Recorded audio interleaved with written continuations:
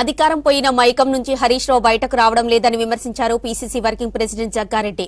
ఉమ్మడి ఖమ్మం జిల్లాలో వరద ప్రభావిత ప్రాంతాల్లో డిప్యూటీ సీఎం భట్టి, మంత్రులు పొంగులేటి, తుమ్మల, మహబూబాబాద్ లో మంత్రి సీతక్క పర్యటిస్తూ సహాయక చర్యలు అందిస్తున్నారని తెలిపారు. రాష్ట్ర వ్యాప్తంగా ఉన్న చెరువుల పరిస్థితిపై మంత్రి ఉత్తమ్ కుమార్ రెడ్డి సమీక్షిస్తున్నారని, సూర్యాపేట్, హుజూర్ నగర్ లో పర్యటిస్తున్నారని తెలిపారు. ప్రతిపక్షాల రాజకీయ విమర్శలకు ఇది సమయం కాదన్నారు. వరదలో 7,000 కోట్ల నష్టం జరిగిందన్నారు. తక్షణ సాయం కోసం కేంద్ర ప్రభుత్వం 2,000 కోట్లు విడుదల చేయాలని సీఎం రేవంత్ రెడ్డి ప్రధాని మోదీకి లేఖ రాశారని తెలిపారు జగ్గారెడ్డి.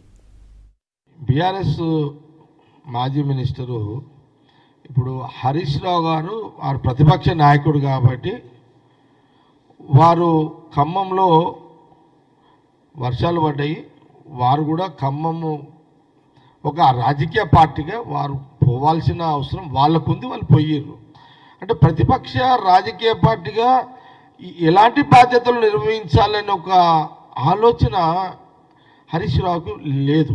ఈ ఫోన్ ద్వారా మెసేజ్లు పెట్టు, లేదా మీడియా ద్వారా చెప్పు, సలహా ఇవ్వు, ఈ ప్రాంతంలో ఇట్లా ఉందని. నువ్వేం చేస్తున్నావు? పోగానే ముగ్గురు మంత్రులు ఏం చేస్తలేరు, ముఖ్యమంత్రి గారు కూడా ఏం చేస్తలేరు, అసలు ఏం చేస్తలేరు అని చెప్పగలిగినవా? పోనీ చెప్పాలి కదా. ఏదో బట్టగాల్చి ముఖం మీద పడేస్తుడు కాదు కదా. ప్రతిపక్ష పార్టీ అంటే ఫస్ట్ నువ్వు చెప్పాలి. 10 ఏళ్ళు గవర్నమెంట్ ఉంటాం, ఒక్కోసారి 10 ఏళ్ళు మేము కాంగ్రెస్ పార్టీ అపోజిషన్లో కూడా ఉంది. మాకున్న అనుభవాలు మీకు లేవు. మీకు కావాలంటే ప్రతిపక్ష పార్టీ ఎలాంటి టైంలో ఎట్లా మాట్లాడాలి, ఎలాంటి టైంలో హెల్ప్ కోరాలి, ఎలాంటి టైంలో విమర్శించాలి రాజకీయంగా, మీకు ఆ ట్రైనింగ్ ఆల్రెడీ చెప్పుంటే మేమే ఇస్తాం మీకు.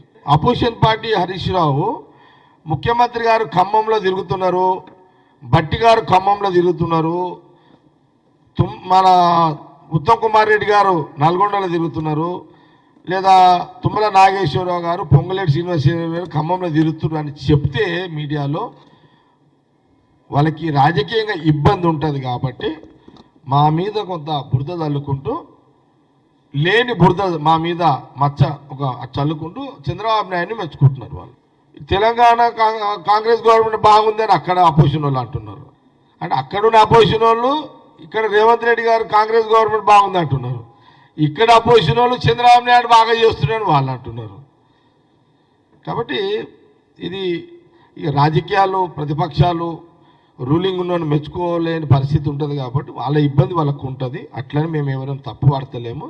ఇప్పటికైతే ప్రజలను మొదలు ఆదుకుంటూ తర్వాత పర్మనెంట్గా వాళ్ళని ఎట్లా సమస్యలన్నీ నివేదిక వచ్చిందంటే ఎట్లా ఆదుకోవాలో అది కాంగ్రెస్ గవర్నమెంట్కి చక్కగా పనిచేసి పెడుతుంది. ఆ ఇబ్బంది ఉండదు అనేది మా అభిప్రాయం. అది ఇప్పుడు బీఆర్ఎస్ అప్పుడు గవర్నమెంట్